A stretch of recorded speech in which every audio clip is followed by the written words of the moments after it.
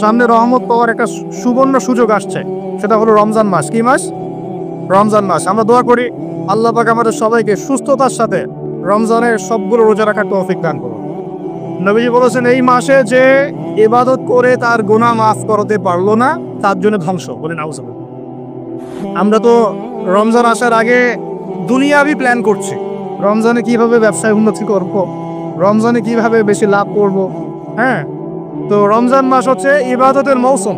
আল্লাহ পাক আমাদের সবাইকে রমজান মাসে 5 ওয়াক্ত নামাজ করার তৌফিক দান করুন, কোরআন তেলাওয়াত করার তৌফিক দান করুন, কোরআন বুঝে পড়ার তৌফিক দান করুন, তারাবির নামাজ জামাতে পড়ার তৌফিক দান করুন, এবং বেশি বেশি মানুষকে ইফতার করার তৌফিক দান করুন। যাদের যাকাত ফরজ হয়েছে, যাকাত দিচ্ছেন না, আল্লাহর ওয়াস্তে রমজান মাসে যাকাত দিয়ে দিবেন ইনশাআল্লাহ। আর আমি কিন্তু আগেই বলেছি, রমজান মাসে ভাই দ্রব্যমূল্যের দাম কিন্তু খুব চড়া ওঠানামা করবে। অতএব যাদের সামর্থ্য কম তাদের ঘরে ইফতার পৌঁছে দেওয়ার দায়িত্ব কার?